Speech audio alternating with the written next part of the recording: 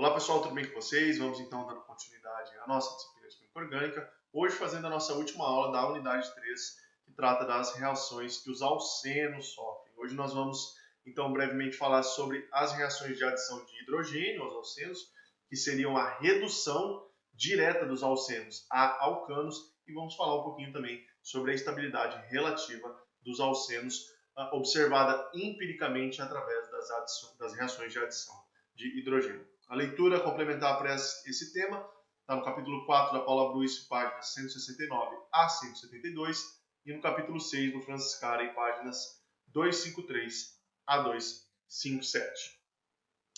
Bom, um alceno, na presença de catalisadores metálicos, como por exemplo platina, paládio e níquel, e hidrogênio molecular, né, uma fonte de hidrogênio, ele pode sofrer então uma redução, uma hidrogenação da dupla ligação para formar um alcano. Correto? Então, essa dupla é reduzida e nós obtemos no final dessa redução um alcano.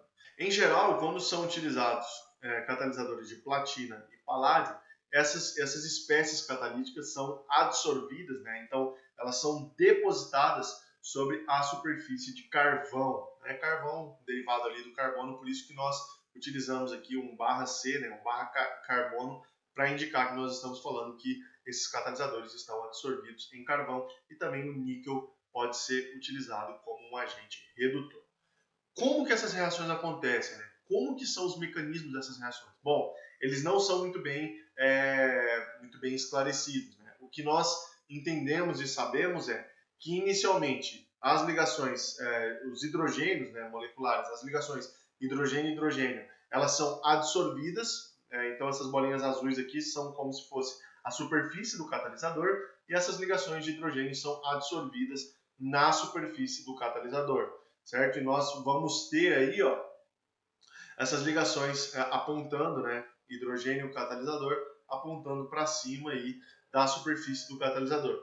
Dessa forma, o alceno, com o seu orbital, os seus orbitais P puro sobrepostos para formar a ligação π, se aproxima, né? Então, nós temos aqui, ó, o alceno, imagina que na minha mão aqui é a superfície do metal. Tá? O alceno se aproxima de forma direcional a essa superfície do metal, e nós temos a sobreposição dos orbitais P puro da ligação π se quebrando e sobrepondo com os orbitais S dos átomos de hidrogênio, e aí nós temos no final desse processo as ligações sigma, carbono, hidrogênio. Nós não sabemos, né, nós não temos informação sobre se há ou não fluxo de elétrons. O que temos a princípio é que a reação acontece simplesmente por sobreposição de orbitais, e aí nós temos a formação das novas ligações. Uma coisa interessante e importante de falar, e isso que vai nos mostrar que a reação é extremamente favorável, é que a hidrogenação catalítica ela é exotérmica, ou seja, ela tem um ΔH, um valor de variação de entalpia negativo. Isso significa que ela libera calor ao fim da reação, e também significa que ela é uma reação que tende a ser espontânea, que tende a acontecer de maneira que vai favorecer a formação dos produtos e não ficar na forma dos reagentes. Essa energia liberada na forma de calor é conhecida como calor de hidrogenação. Então veja lá, ó, utilizando paládio absorvido em carvão, a redução do 2-metil-2-buteno vai ter uma energia liberada de 26,9 quilocalorias por mol, e isso aqui, esse valor vai ser o calor de hidrogenação. A redução do 2-metil-1-buteno, uma liberação de energia de 28,5 quilocalorias por mol, com um calor de hidrogenação de 28,5, respectivamente. E a redução do 3-metil-1-buteno vai ter aí uma entalpia de 30,3, né? Uma variação negativa de entalpia de 30,3, consequentemente um calor de hidrogenação exatamente de 30,3. Então, as reações de hidrogenação catalítica, elas são exotérmicas, elas liberam calor, e esse calor liberado é conhecido como calor de hidrogenação, certo? Agora, observem uma coisa interessante sobre essas reações, que vai nos dar uma informação muito importante sobre estabilidade relativa dos alcenos, tá? as duplas ligações sendo substituídas de forma diferente. Percebam, nos 3 casos que nós vimos anteriormente, em todos eles o produto formado vai ser o mesmo. Tá? O produto vai ser aqui, ó, o 2-metilbutano, o mesmo em todos eles. Percebam que o que muda são os materiais de partida. Só que quando a gente observa ali a variação de entalpia, né, o calor liberado nessas reações, o calor é diferente. Isso nos sugere que a estabilidade desses alcenos é diferente também. Esse aqui, por exemplo, ele vai ter uma energia maior do que esse terceiro aqui, que tem uma energia menor. A diferença entre eles é o grau de substituição da dupla ligação. Percebam que essa dupla ligação aqui, ó, ela é substituída com um grupo hidrogênio, nesse carbono aqui, ó, ela é substituída com um grupo hidrogênio e com um grupo isopropilo, certo?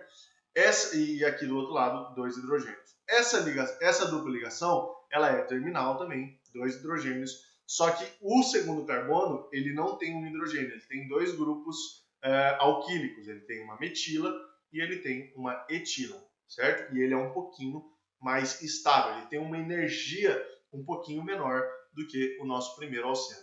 Já o terceiro alceno, perceba, ele é uma dupla interna, ele não é uma dupla terminal, ele só tem substituído um hidrogênio, depois desse hidrogênio no mesmo carbono nós temos uma metila, e no segundo carbono nós temos 2 metilas. Então percebam que o grau de substituição desses alcenos está mudando.